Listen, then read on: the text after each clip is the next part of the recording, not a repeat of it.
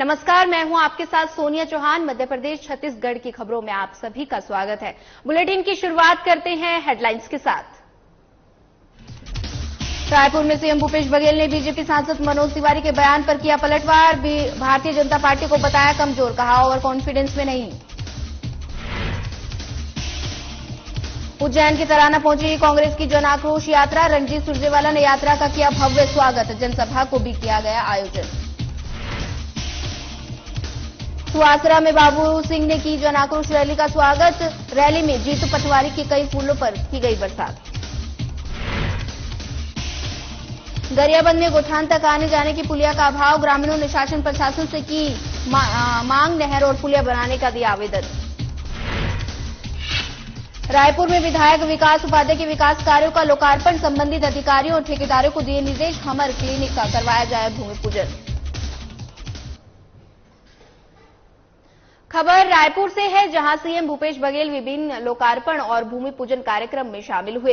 इसके पश्चात उन्होंने बीजेपी सांसद मनोज तिवारी के बयानों पर पलटवार करते हुए कहा कि भारतीय जनता पार्टी बहुत कमजोर है, हम और ओवर कॉन्फिडेंस में नहीं है। वहीं उन्होंने सरकार पर निशाना साधते हुए कहा कि मध्य प्रदेश में उनके पास प्रत्याशी नहीं है, इसलिए सांसदों को चुनाव में उतार रहे हैं। एक नहीं, दो नहीं, दर्जनों के हिसाब से छत्तीसगढ़ में पहले ही बीजेपी हार चुकी है। साथ ही बीजेपी सांसद मनोज तिवारी के सनातन वाले गठबंधन बयान को लेकर कहा कि वो खुद नहीं जानते सनातन क्या है। सनातन में गुरु शिष्य परंपरा चलती है, वो खुद नहीं जानते, उन्हें खुद नहीं पता।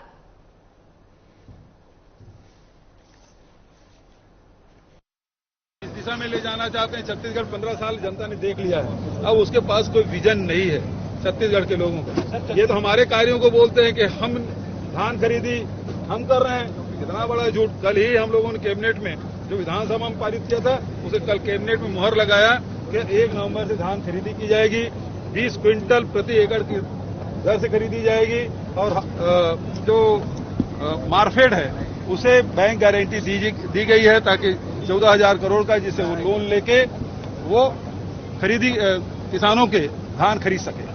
कल संबित पात्रा ने बात कही है कि छत्तीसगढ़ की कांग्रेस की सरकार नक्सलियों को बढ़ावा दे रही। मैं ये संबित पात्रा जी से कहना चाहूंगा, क्या उसके गृह मंत्री जी इस बात से सहमत हैं? अपने गृह मंत्री से पूछ ले, क्या संबित पात्रा के बयान से भारत सरकार सहमत है? उनके कार्यकाल में आदिवासियों को नक्सली बता के फर्जी इनकाउंटर किए जाते थे। उनके कार्यकाल में आदिवासियों को जन सुरक्षा अधिनियम के काले कानून के तहत उसको जेल में भेज दिया जाता था। आज ये फर्जी इनकाउंटर और फर्जी गिरफ्तारियां हमारे शासनकाल में नहीं हो रहा है, तो इनको तकलीफ हो रही है। चलिए बढ़ते हैं अगली खबर की ओर। खबर रायपुर से है, जहां प्रदेश कांग्रेस कमेटी चुनाव अभियान समिति की बैठक एआईसीसी के महासचिव और छत्तीसगढ़ प्रभारी कुमारी सैलजा, सीएम भूपेश बघेल, प्रदेश कांग्रेस अध्यक्ष दीपक बैज, विधानसभा अध्यक्ष डॉक्टर चरणदास महंत की उपस्थिति में संपन्न हुई। इस दौरान बैठक में आने वाले चुनाव में अभियान समिति के कामों पर व्यापक चर्चा कर रणनीति बनाई गई। बैठक में निर्णय लिया गया कि 2 अक्टूबर को कांग्रेस भरोसा यात्रा 90 विधानसभा में निकाली जाएगी, जिसमें जिला स्तर पर वक्ताओं के चिन्हित करके अलग अलग क्षेत्रों में भेजा जाएगा। वहीं बैठक के बाद मुख्यमंत्री ने बड़ा बयान देते हुए कहा कि कांग्रेस मुक्त भारत कहना वे लोग बंद कर चुके हैं, क्योंकि जनता के आशीर्वाद से चुनावी रण में कांग्रेस ने उन्हें छत्तीसगढ़, राजस्थान, मध्य प्रदेश, कर्नाटक और हिमाचल में धूल चटाई है। वे कांग्रेस और राहुल गांधी से डरते हैं। वो तो सोते मतलब भारतीय जनता पार्टी पहले कहते थे कांग्रेस मुक्त भारत, अब वो लाइन बोलना बंद कर दी। क्यों? कांग्रेस ही भारतीय जनता पार्टी की सफाया करते जा रहे हैं। पहले तो छत्तीसगढ़, मध्य प्रदेश और राजस्थान में किए, फिर अभी तेलंगाना, कर्नाटक और हिमाचल प्रदेश में किए। तो उनको भय केवल कांग्रेस पार्टी से और भय राहुल गांधी से। सुवासरा विधानसभा में कांग्रेस नेता बाबू सिंह सोलंकी ने जन आक्रोश यात्रा रैली का जोरदार स्वागत किया। सुवासरा विधानसभा क्षेत्र में कांग्रेस नेता बाबू सिंह ने कहा कि चर्चा का जोर पकड़ने लगी है। आपको बता दें कि जीतू पटवारी और जन आक्रोश यात्रा को लेकर सुवासरा में पहुंचे तो कांग्रेस नेता बाबू सिंह सोलंकी और उनके समर्थकों ने जीतू पटवारी का भव्य स्वागत किया। वहीं जेसीबी से पुष्प वर्षा भी की गई, जिसके बाद यह चर्चा जोर पकड़ने लगी। आने वाले विधानसभा चुनाव में कांग्रेस की तरफ से सुवासरा विधानसभा के प्रत्याशी हो सकते हैं बाबू सिंह सोलंकी।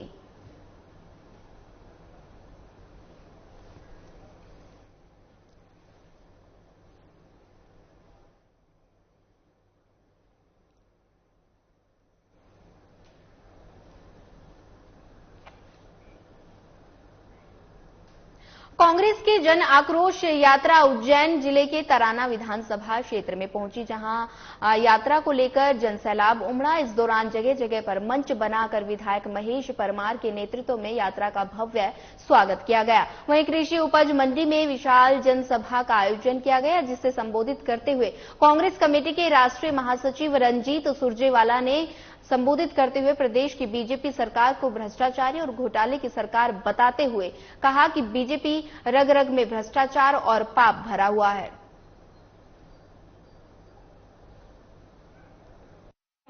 मध्य प्रदेश में आज महाकाल की नगरी में 12 साल की निर्भया के साथ जिस प्रकार से बलात्कार की विभत्स दुर्दांत घटना हुई, उसने पूरी आत्मा को झकझोर कर रख दिया।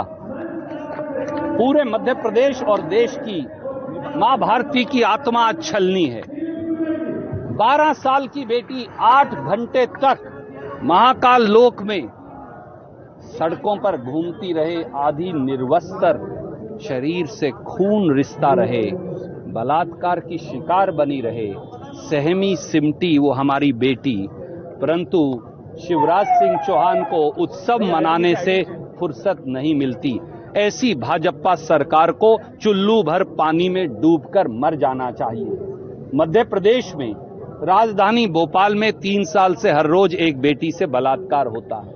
18 साल में 58,000 बलात्कार हुए। 8 बलात्कार की घटनाएं मध्य प्रदेश में हर रोज होती हैं। 68,000 हमारी बेटियों और बहुओं का अपहरण हो गया।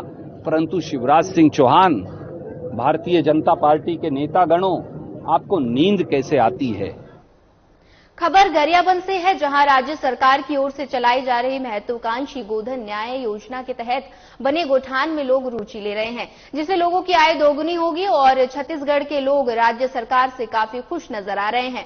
बताया जा रहा है कि गोठान तक आने वाले में लोगों को बड़ी दिक्कतों का सामना करना पड़ता है। वहीं इस गोठान के लिए नहर नाली बन रहा है, जहां पर लोगों ने इस नहर पर पुलिया की मांग की है और सरपंच से मिली जानकारी के अनुसार इस पुलिया के संबंध में आला अधिकारी तक आवेदन दे चुके हैं, लेकिन ज्यादा बजट नहीं होने के कारण सेक्शन नहीं हो जा रहा है। और अगर इस नहर के ऊपर पुलिया का निर्माण किया जाता है तो गोठान तक जाने में सुविधा हो जाएगी। अभी जैसे हमारे गांव की बात है कि जैसे छत्तीसगढ़ की महत्वाकांक्षी योजना है नरवा गरवा गुरवा भाड़ी, जेकर अंतर्गत हमारे गांव में आदर्श गौठान बने हैं। तो हमला गोबर बेचे बर लगभग 2 किलोमीटर तय करके जाना पड़ता है। काबर के सामने में गौठान है, लेकिन हमारे एक छोटे से पुलिया अगर कहीं बन जाते नहर में बीचों बीच, तो वो जो 2 किलोमीटर का फासला है वो 100 मीटर में बदल जाए।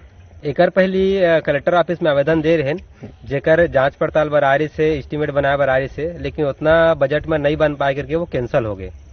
अभी तो फिर से प्रक्रिया चला थे, लेकिन हम शासन प्रशासन से यही निवेदन करबो कि जल्दी जल्दी पुलिया ला बनाए और इधर के जो किसान मन के आवागमन है वो सुविधा मिले और हमला जो गौठान आ जाए सुविधा है वो सुविधा मिले, यही हमन चाहतन।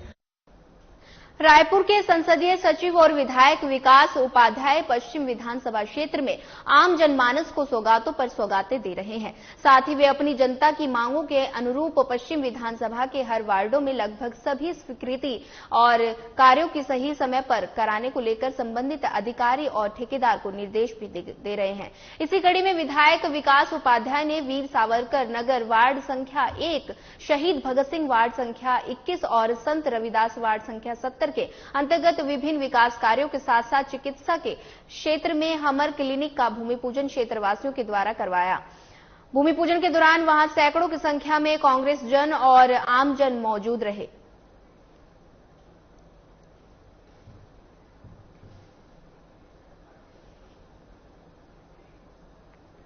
खबर रायपुर से है, जहां 2 अक्टूबर से अनियमित सत्याग्रह शुरू होने जा रहा है, जिसकी जानकारी देते हुए अनियमित कर्मचारी प्रदेश अध्यक्ष गोपाल प्रसाद साहू ने बताया कि कांग्रेस सरकार ने अपने जन घोषणा पत्र के बिंदु क्रमांक 11 और 30 में अनियमित संविदा और दैनिक वेतन भोगी कर्मचारियों को नियमित करने, छटनी न करने और आउटसोर्सिंग बंद करने के वादे पूरे न करने का प्रदेश सरकार के अनियमित कर्मचारियों को धोखा दिया है। इसी क्रम में अपनी 4 सूत्रीय मांगों को लेकर अनियमित सत्याग्रह और सीएम हाउस मार्च आयोजित किया जाएगा।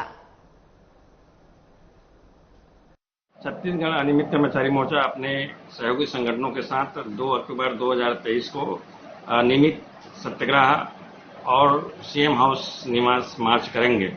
मैं बताना चाहूंगा कि वर्तमान सरकार ने सत्ता में आने पूरे प्रदेश के अनियमित कर्मचारियों को प्राथमिकता आधार पर 10 दिन में नियमित करने का वादा किया था, लेकिन इस सरकार के 4.5 साल बीतने के पश्चात भी सरकार इन कर्मचारियों के बारे में किसी प्रकार की नियमितीकरण जो आउटसोर्सिंग है उसको बंद करने की कोई कार्रवाई नहीं की है, बल्कि क्या कुछ वेतन बढ़ा करके हमें संतुष्ट करने की कोशिश की है, जिससे प्रदेश के लाखों अनियमित कर्मचारी काफी व्यथित और आक्रोशित है और अपनी मांगों को मजबूती से रखने के लिए 2 अक्टूबर 2023 को एक सत्याग्रह आयोजित कर रहा है। इसके माध्यम से हम अपने मांगों को शासन प्रशासन के समक्ष मजबूती से रखेंगे।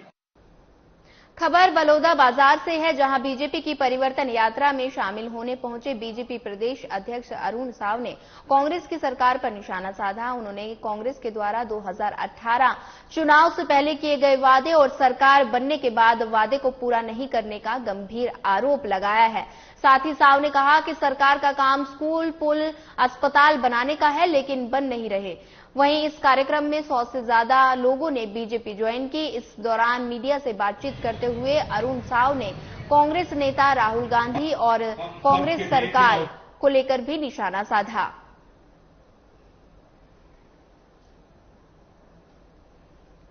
गांव के लड़का चढ़ते, गांव के लड़का बाटी खेलते, गांव के लड़का भावरा चलाते और बवापुर खा ले हमन बासी बोरेल खावतात हाथन के लिए खातन जोर से बोलो।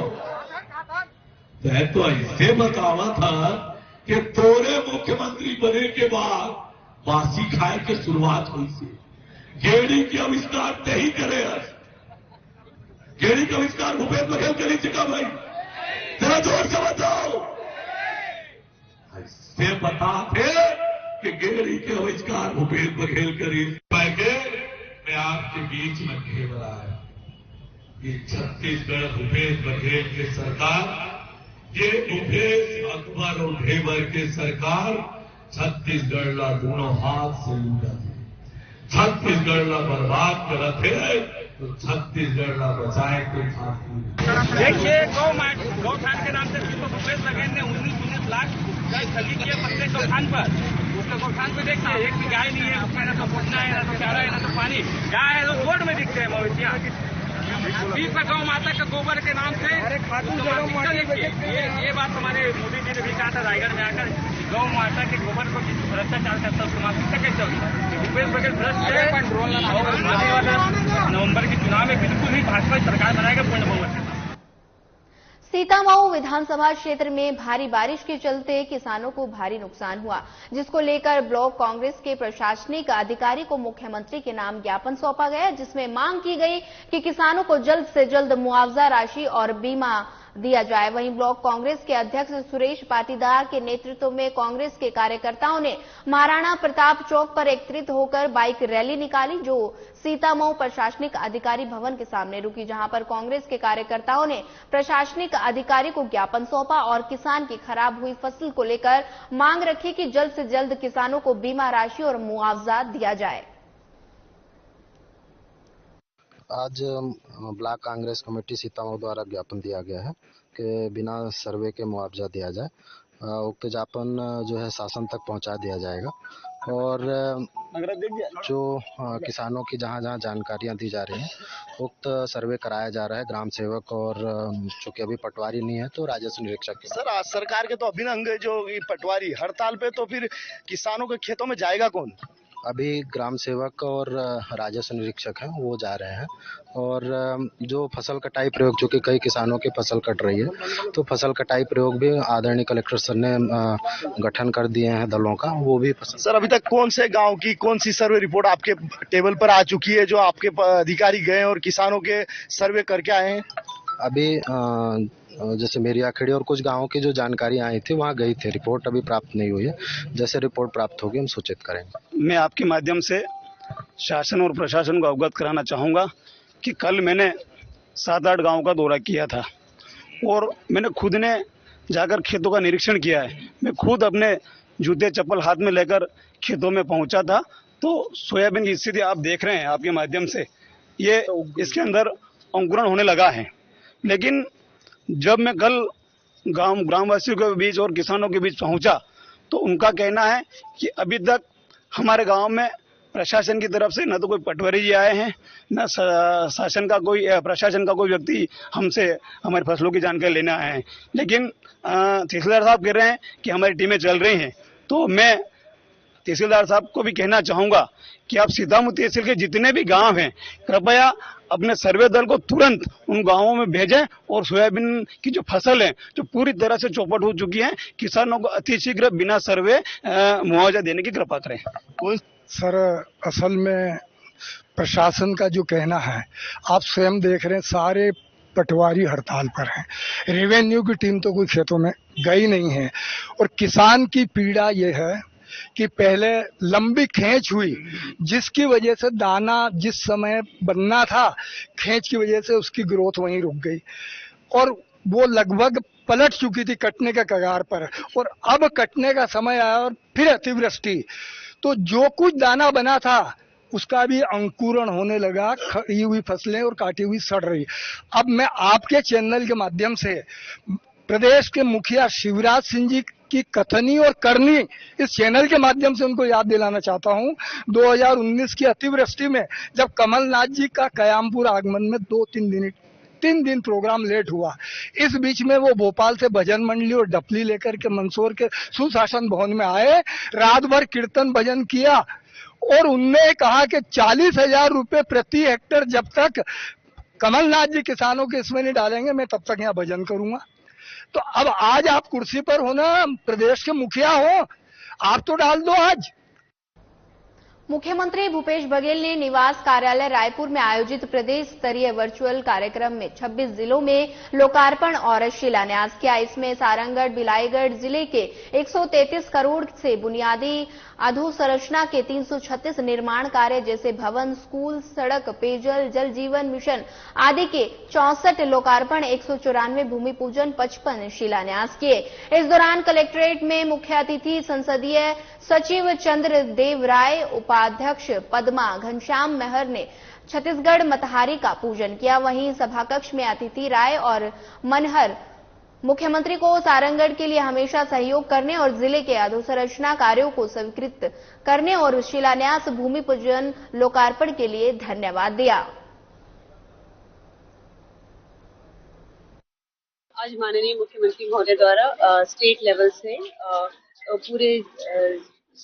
पूरे स्टेट के विभिन्न लोकार्पण शिलान्यास कार्यक्रमों को आज किया गया। उसी कड़ी में आज सारंगगढ़ बिलाईगढ़ जिले में 183 करोड़ के कामों का भूमि पूजन, शिलान्यास एवं लोकार्पण हुआ है और इस उपलक्ष्य में सभी लोगों को बहुत बहुत बधाई और शुभकामनाएं। आज छत्तीसगढ़ के यशस्वी मुख्यमंत्री माननीय भूपेश बघेल जी पूरे छत्तीसगढ़ के लिए लगभग 6000 करोड़ के शिलान्यास, भूमि पूजन, लोकार्पण कार्यक्रम करी से आज हमारे सारंगगढ़ जिला, बिलाईगढ़ संयुक्त जिला में भी 183 करोड़ के भूमि पूजन, शिलान्यास और लोकार्पण कार्यक्रम हुई से बहुत सारे पथरा दिखा थे। आज गांव-गांव, गली-गली में विकास के गंगा बहा थे। हमारे सारंगगढ़ जिला बनने के बाद पहली बार ऐसे होते कि हमारे गांव के, हमारे गली के, मोहल्ला के, नगर के, वार्ड के भी काम ला हमारे मुख्यमंत्री जी भूमि पूजन शिलान्यास करा थे। ये अवसर में मैं आप सब लोग बहुत बहुत बधाई, बहुत बहुत शुभकामना प्रेषित करा था। खबर सारंगगढ़ से है, जहां छत्तीसगढ़ राज्य अनुसूचित जाति आयोग के अध्यक्ष केपी खांडे, उपाध्यक्ष पद्मा घनश्याम मनहर ने जिले के अधिकारियों के साथ समीक्षा बैठक की।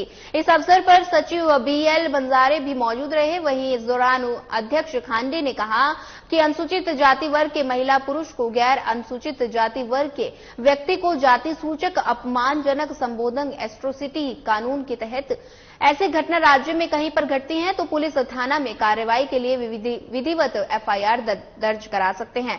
साथ ही अनुसूचित जाति के आयोग को भी किसी भी माध्यम से सूचना दे सकते हैं।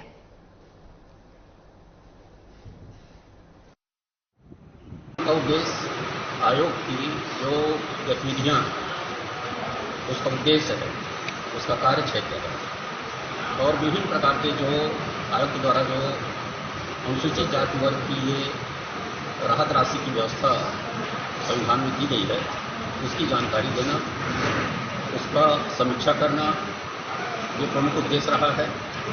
तो हम छत्तीसगढ़ अनुसूचित जाति आयोग के बारे में बताना ज़्यादा जरूरी समझते हैं।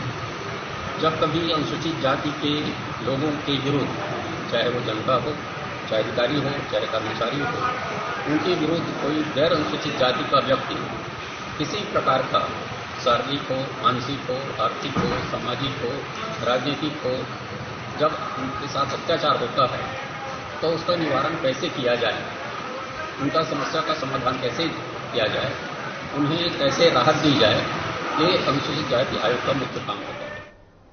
खबर सागर से है, जहां बिजली, पानी और स्थायी पट्टे की मांग को लेकर ग्रामीण कलेक्ट्रेट पहुंचे। दरअसल मैनपानी गांव से आए ग्रामीणों ने कलेक्टर दीपक आर्य को एक आवेदन सौंपा, जिसमें ग्रामीणों ने गांव में बिजली और पानी न मिलने की शिकायत की। साथ ही उन्होंने कहा कि ग्रामीणों ने शासन से पट्टे के लिए कहा है और ये तहसील में दर्ज नहीं हो पाए, जिसकी वजह से हर रोज तहसील कार्यालय से नोटिस जारी किए जा रहे हैं। शासन से गुजारिश की गई है कि तहसील कार्यालय में उनके नाम पर पट्टे दर्ज किए जाए।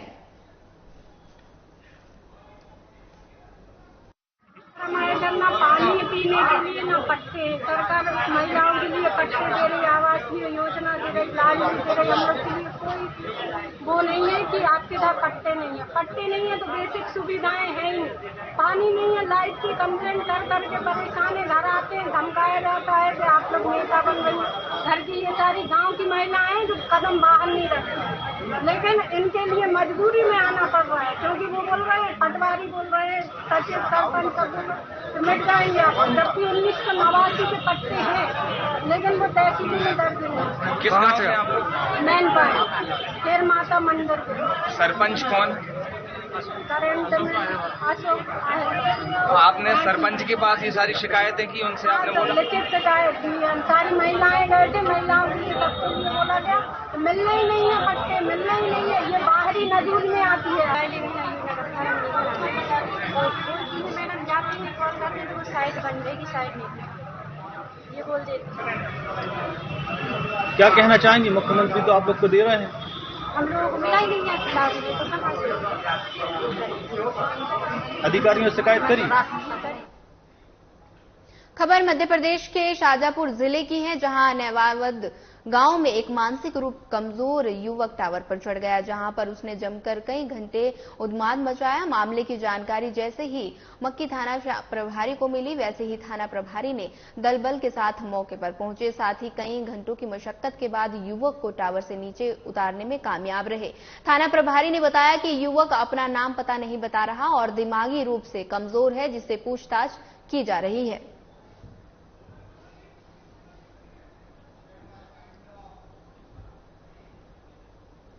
फिलहाल इस बुलेटिन में इतना ही। ज्यादा खबरों के लिए बने रहिए हमारे साथ। नमस्कार।